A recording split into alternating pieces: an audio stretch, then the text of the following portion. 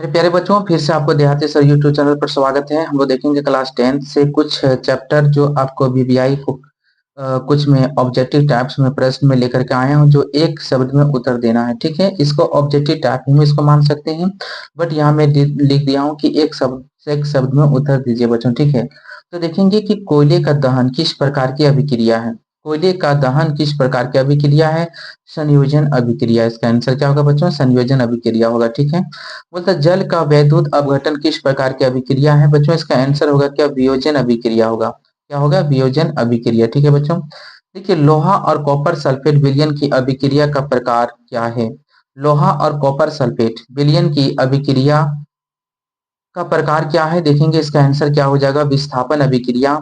देखिए वह अभिक्रिया कौन सी है जिसमें आयनों का आदान प्रदान होता है? वह अभिक्रिया कौन सी है जिसमें आयनों का आदान प्रदान होता है? तो बच्चों इसका सही आंसर होगा द्वि विस्थापन अभिक्रिया हो जाएगा बच्चों। ठीक है, देखिए MnO2 प्लस 4HCl एरो है ना, reaction MnCl2 plus 2H2O plus Cl2 किस प्रकार की अभिक्रिया है? तो ये मेरा क्या हो जाएगा? रेडॉक्स अभिक्रिया हो जाएगा बच्चों। ठीक है, क्या हो जाएगा? रेडॉक्स अभिक्रिया। बच्चों आप सभी ने इन सब का परिभाषा संयोजन अभिक्रिया, वियोजन अभिक्रिया, विस्थापन अभिक्रिया, द्विविस्थापन अभिक्रिया, रेडॉक्स अभिक्रिया, ये सारे बहुत इंपॉर्टेंट हैं। इन सभी का भी कुछ परिभाषाएं लिखने के लिए एग्जाम में कहा जाता है, तो बच्चों इसको आप याद कर लीजिएगा। और नहीं भी जानते होंगे तो आप कमेंट बॉक्स में आप कमेंट कर दीजिएगा, मैं सारे को आंसर इन सभी को परिभाषा में लिख करके मैं आपको दे दूंगा। ठीक है, देखिए क्षार का जलीय विलयन होता है, क्या होता है? क्षारक होता है। क्या होता है बच्चों? क्षारक होता है। ठीक है, एक पदार्थ जो अम्ल को उदासीन कर देता है, एक पदार्थ है जो जल को क्या कर देता है? उदासीन कर देता है, वो क्या होता है? क्षार होता है। ठीक है, वह अभिक्रिया जिसमें ऊष्मा उत्पन्न होती है उसको हम क्या कहेंगे? वह अभिक्रिया जिसमें ऊष्मा उत्पन्न होती है उसको हम लोग क्या कहेंगे? ऊष्माक्षेपी अभिक्रिया कहेंगे। क्या कहेंगे बच्चों? ऊष्माक्षेपी अभिक्रिया। ठीक है, देखिए अम्ल अथवा क्षार की प्रबलता दर्शाने वाला शब्द होता है। अम्ल है या क्षार है, उसको बताने वाला जो शब्द होता है वो मेरा क्या है? पीएच होता है। क्या होता है? पीएच। धातुओं को पीटकर चादर बनाने के गुण क्या कहते हैं बच्चों? धातुओं को पीटकर चादर बनाने के गुण को क्या कहलाता है बच्चों? देखेंगे ध्यान से, बहुत इंपॉर्टेंट क्वेश्चन है ये, एग्जाम में पूछेगा।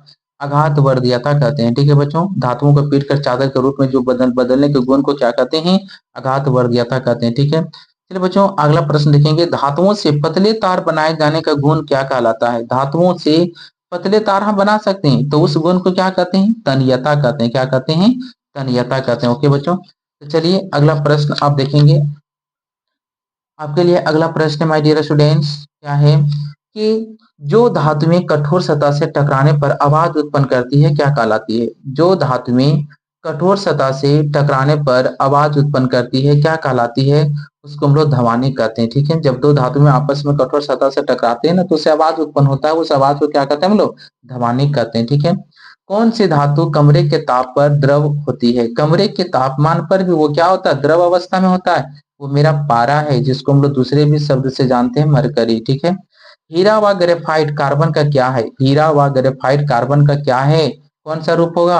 अपर रूप होगा। क्या होगा बच्चों? अपर रूप होगा। ठीक है, पादपों में भोजन का स्थानांतरण किसके द्वारा होता है? पादपों में ठीक है, पेड़ पौधे के पत्तियों का काम होता है सिर्फ भोजन को बना देना, फिर वह भोजन को जो होते हैं पूरे पेड़ पौधे के पूरे भागों तक पहुंचाया जाता है, उसका काम वो हमारा क्या है? ये फ्लोएम। क्या है? फ्लोएम के द्वारा भोजन को पहुंचाया जाता है। ठीक है, वृकाणु कहाँ पाए जाते हैं बच्चों? ध्यान देंगे, वृकाणु कहाँ पाए जाते हैं? वृकाणु वृक में पाए जाते हैं। कहाँ पर? वृक में। ठीक है, वृक देखेंगे। हीमोग्लोबिन कहाँ पाए जाते हैं? हीमोग्लोबिन कहाँ पाए जाते हैं? तो रुधिर में पाया जाता है। ठीक है बच्चों, समझ में आ रहा है कि नहीं?